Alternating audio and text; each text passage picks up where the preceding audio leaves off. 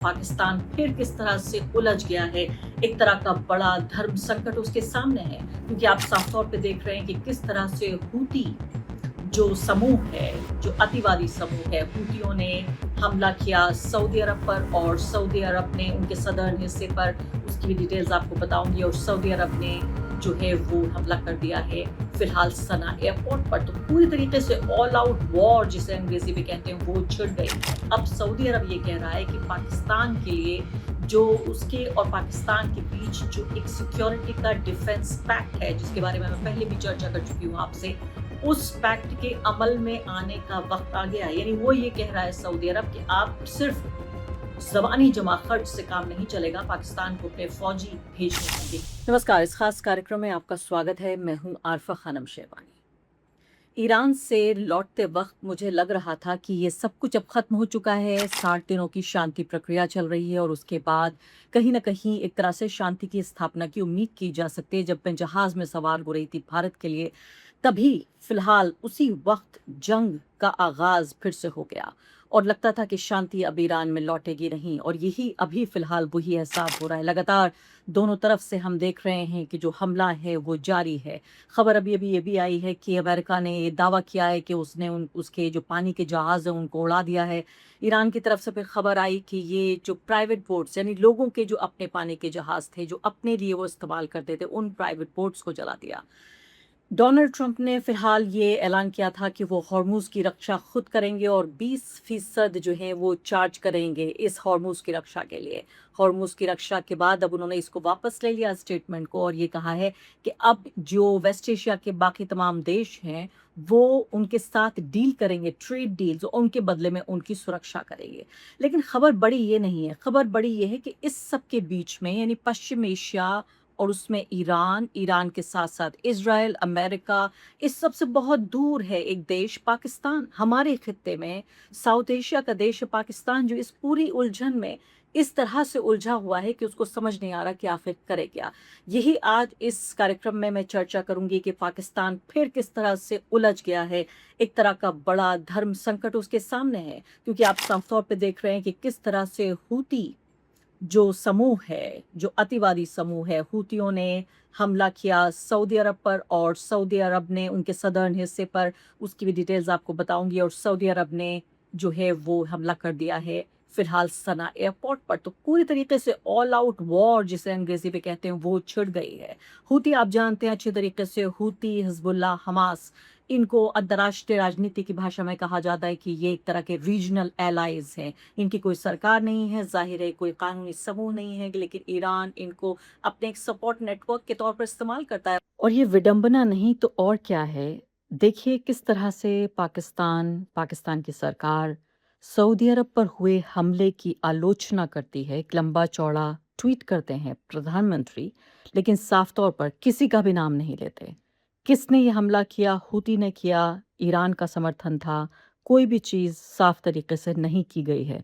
शायद ये ट्वीट इस उलझन को बेहतरीन तरीके से पेश करती है जो पाकिस्तान अभी फेस कर रहा है। और अब खबर ये आ रही है, खुफिया खबर है ये, कई अखबार इसको छाप रहे हैं कि अब सऊदी अरब ये कह रहा है कि पाकिस्तान के लिए जो उसके और पाकिस्तान के बीच जो एक सिक्योरिटी का डिफेंस पैक्ट है, जिसके बारे में मैं पहले भी चर्चा कर चुकी हूँ आपसे, उस पैक्ट के अमल में आने का वक्त आ गया। यानी वो ये कह रहा है सऊदी अरब कि आप सिर्फ ज़बानी जमा खर्च से काम नहीं चलेगा, पाकिस्तान को अपने फौजी भेजने होंगे। क्या ये बात कन्फर्म तरीके से कही गई है या अंदर खाने कही गई है, ये भी देखने वाली बात है।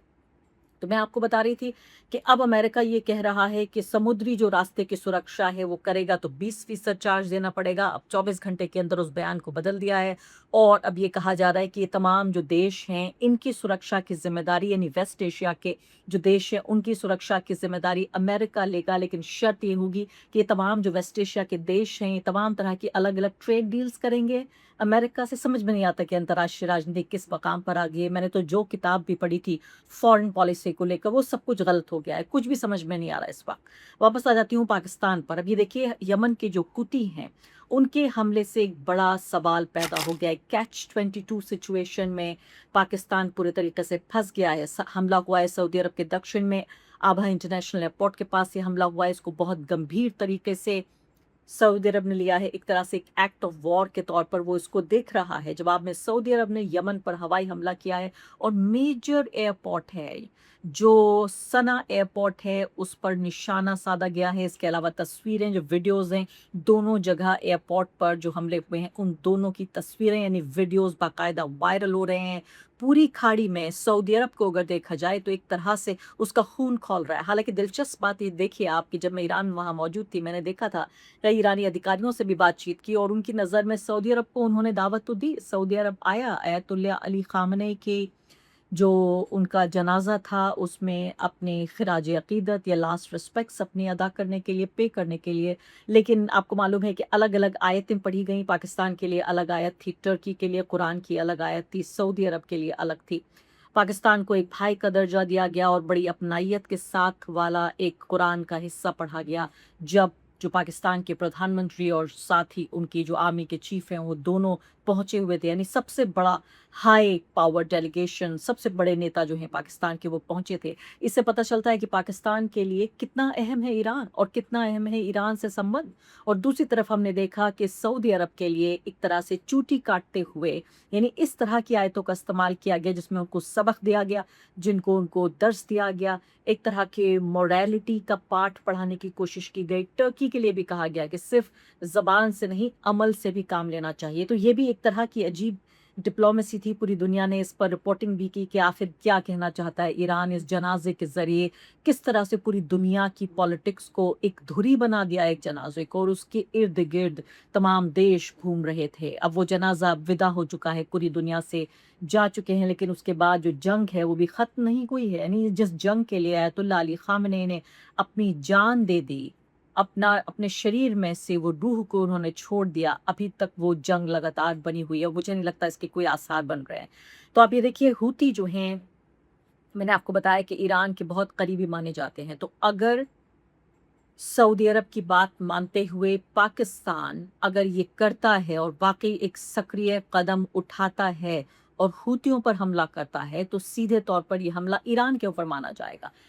पाकिस्तान की पूरी स्ट्रेटजी आप देखिए कि पिछले करीब 100-150 दिनों के दौरान जो उनकी फॉरेन पॉलिसी नज़र आई है वो सीधे तौर पर ये है कि हम किसी को नाराज़ नहीं करना चाहते, सबके साथ हम संबंध अच्छे रखना चाहते हैं, चाहे वो ईरान हो, चाहे वो सऊदी अरब हो, चाहे वो चाइना हो और चाहे वो अमेरिका हो। और ये कैसे एक तरह का फाइन बैलेंस पैदा करने की कोशिश कर रहा है, लेकिन कभी ये बैलेंस होता है, कभी ये डिसबैलेंस हो जाता है। जैसे अभी पूरे तरीके से मझधार में नज़र आ रहा है जो पाकिस्तान है। आगे डिटेल्स आप ये देखिए कि सवाल ये पैदा हो रहा है कि सऊदी अरब पर अब ये बड़ा संकट आया है, तो पाकिस्तान से वो सैन्य मदद माँग रहा है। क्या वाक़ई ये फ़ौजी भेजे जाएँगे? क्योंकि इससे पहले मैं आपको याद दिलाना चाहती हूँ, कुछ महीने पहले इसी तरह का एक संकट आया था और उसके बाद दौड़े-दौड़े आसिम मुनीर साहब पहुँचे थे सऊदी अरब और वहाँ जाकर उन्होंने इन्हीं हूती अटैक्स के ऊपर भी अपने एक सुनिश्चित करने की कोशिश की थी, एक भरोसा दिलाने की कोशिश की थी सऊदी अरब को कि देखिए हमारी तरफ से हम पूरी कोशिश कर रहे हैं और उम्मीद ये की जा रही थी कि फ़ौजों के ज़रिए, अपनी फ़ौजियों के ज़रिए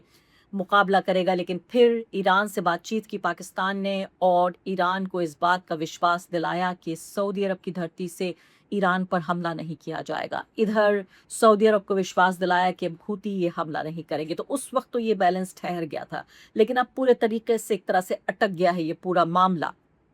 आपको बताना चाहती हूँ सितंबर 2025 ये बहुत ज़रूरी है ये जानना, क्योंकि इस पूरे ख़ित्ते की राजनीति को हम तभी समझ पाएँगे जब ये समझें कि ये डिफेंस जो पैक्ट हुआ था इसको माना गया था कि कहीं न कहीं एक नेटो के जो कंट्रीज़ हैं उनके बीच आपस में जो पैक्ट है लगभग उसी तरह का ये एक इनके बीच समझौता है। यानी कि अगर सऊदी अरब पर हमला होता है तो पाकिस्तान पर हमला माना जाएगा और पाकिस्तान पर हमला होता है तो सऊदी अरब पर हमला माना जाएगा। ये बहुत ही एक मज़बूत पैक्ट है और एक तरह से ये भी माना गया कि क्या पाकिस्तान ने अपने आप को जिस तरह से अंतर्राष्ट्रीय जो बाज़ार है, डिप्लोमेसी का जो मार्केट है, सिंदूर ऑपरेशन के बाद उसने जिस तरह से अपनी डिप्लोमेसी को पूरे तरीके से पेश किया और अपने को बढ़ा-चढ़ा कर दिखाया, अपने डिप्लोमेटिक रिश्तों को उसी की बुनियाद पर यानी सिंदूर की बुनियाद पर भी उसको ये बड़ा एक डिफेंस पैक्ट करने को बोला सऊदी अरब से। सऊदी अरब ने कितने बिलियन डॉलर दिए इसके जवाब में, ये भी मैं आती हूँ आपकी तरफ और बताती हूँ।